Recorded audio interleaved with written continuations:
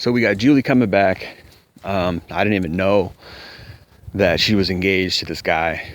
If I had known, gosh, I don't know, that would have been a humongous red flag. I don't even know what I would have done if I had known that she was engaged to the guy. But she didn't tell me she was engaged to the guy. She lied. She came back. She was pregnant. Of course, she told me she was pregnant because she had to. I mean, what the fuck? You know, she had to. She was pregnant.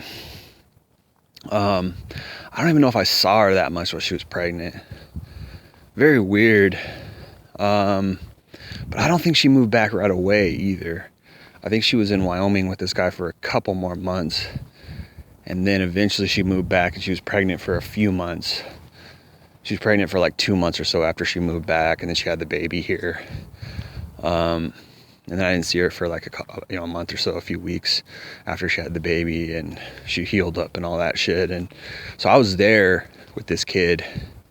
I was there when he, I was with her around the time he got born and shit. And I wasn't thinking anything like, oh, I'm going to raise this kid or I'm going to date her or anything like that. I never talked to her parents. I never, we barely even had discussions about dating. It was just sex. And it was like such a weird thing in hindsight, because she left this guy who she got pregnant from, who she was engaged to come be with me. And I didn't even offer her anything. It's just like such a weird ass thing. Like, I guess you could call that hypergamy. You would say, well, I'm tall, I'm in shape, I'm better looking than this guy. What does he have over me? Really, nothing. If he's not even that cool of a guy. He's got a bad temper. She was bored, right?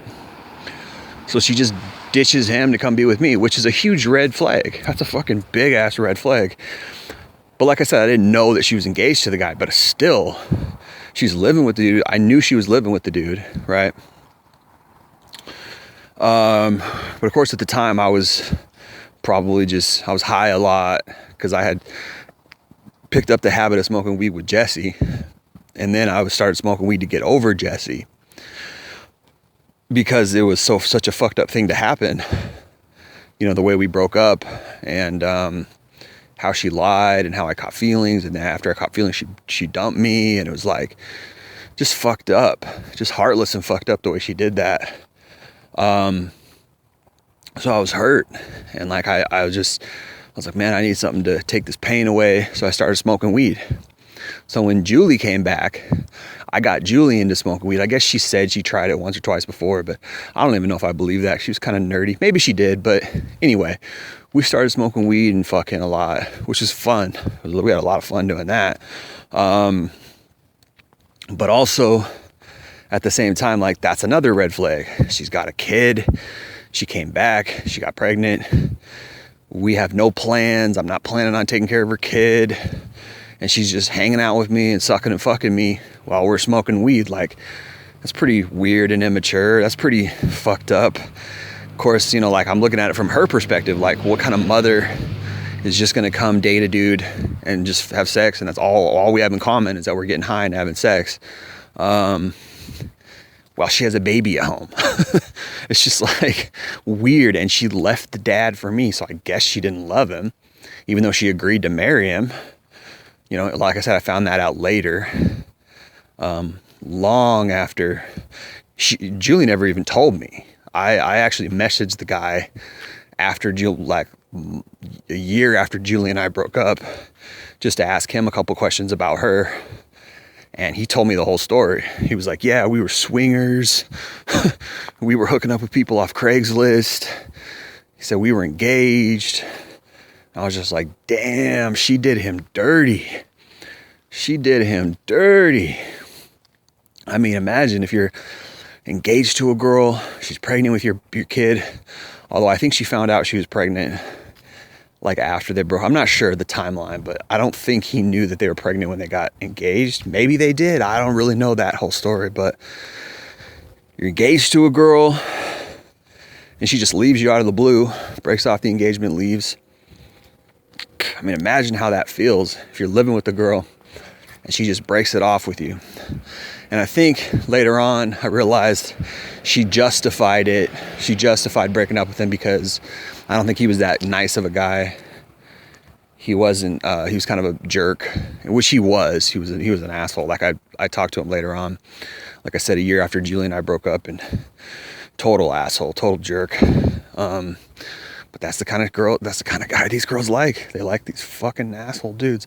But, you know, I wasn't a jerk, but I was a bad boy. I was a selfish dude. I was playing hard to get and playing my game that I learned how to do to get girls, and it worked. And she was chasing me for at least 2 years, you know, 2013-ish, 2014, 2015, and right around 2016, summer of 2016. So probably for 3.5 years we dated. She was chasing me, you know, off and on, but of course we didn't even hang out every weekend. And then 2016, I started to catch feelings, and it was because I just spent too much time with her. And it was funny how when you're with a girl and, you know, she definitely tried a few times to be like, I think it was at least twice where she was like, you know, like 2 or 3 times where she was like, what are we, you know, are we gonna have a relationship? Or she said that a couple times. And I basically was just like, well, we're friends, but we're exclusive. And, you know, I'm not saying we're together, but also I'm not saying that, you know, we can go out and sleep with other people. And basically a friends with benefits situation, basically an exclusive friends with benefits situation, right? Of course, neither of us honored it. She slept with other guys. I slept with other girls. Was what it was. I even caught her on Craigslist one time. I knew that she was talking to other guys. So just all kinds of hot mess, right? In 2016, finally, she was just like, I've had enough. I think what it was her sister. Like, I met her sister, and her sister just didn't approve of me. I probably didn't look great. I was smoking a lot of weed, which takes its toll on the way you look. After a while, you start to look overweight. You start to look bad. You know, you kind of look bummy when you smoke a lot of weed. So I didn't make the best impression on her sister. I met her sister. Up until that time, she wasn't super interested in me meeting her family, although I did sort of briefly meet her mom one time. But anyway, so I met her sister, and she was real close with her sister, and bing, bang, boom, you know, I didn't make the best impression. Her sister got into her head and was like, you can do better, and all this shit. Which kind of why Julie didn't tell me that, but I kind of pieced it together later on. I was like, yeah, I'll bet. And I heard that her sister, you know, like was trying to take her out to bars a little bit to get her to meet other guys. So basically her sister didn't like me, and she wanted Julie to dump me, and she kind of talked her into it or whatever. So Julie basically, I guess, from the encouragement of her sister, got some balls and decided to end it with me in August of 2016. And she's basically all like, oh yeah, I want somebody who's going to love me, and I'm tired of this kind of non-relationship thing, and but I also think it was timing too, because I started to like hold her at night and stuff, and like, anyway, I think I showed some vulnerability, and then it was like, you know, they're just like vipers. Once you show vulnerability, they strike. And at the time, it was just the game that I was playing. You know, I wasn't like, okay, I'll date you or anything. I was just like, okay, bye. You know what I mean? And like, that's just how I played it. But then, like 6 months after that, I was like, damn, I kind of miss Julie. Started to miss her. And then it was like, damn, she really left an impression. It was like, damn, you know, I really miss her, and So it was like, on the one hand, it was like, you know, I realized that I loved her, you know, even though we had a kind of more of a friendship relationship, more of a friend with benefits, you know, fuck buddy relationship. But I was like, yeah, that's actually a good relationship. I mean, a good basis, you know, friendship is, if you love that person, is a decent basis, I think, to have a relationship. Like, you should be friends with your significant other, right? It's good if you're friends with your significant other, as opposed to like just this, you know, oh, we're just he's the man of the house, I'm the woman of the house, and it's this weird, there's like this distance between you, and it's like there's not a lot of love there. There's a lot of relationships out there like that where it's like you're just not that friendly with your spouse. I see that a lot. And so for me, it was like I missed that. I missed our friendship, and I'm pretty sure she never had that with any other guy. So it's particularly the guy she's with now. I know it's not that. I highly doubt it is. I'm not saying they don't love each other. I don't know, but I'll get into that in a minute. But like I said, I missed her, and then I tried to get her back, and she was already with some other guy.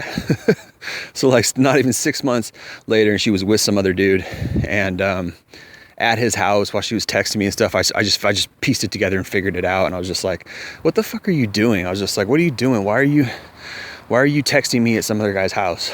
And then she got all mad, and we got to an argument, and then she fucking stopped talking to me right there.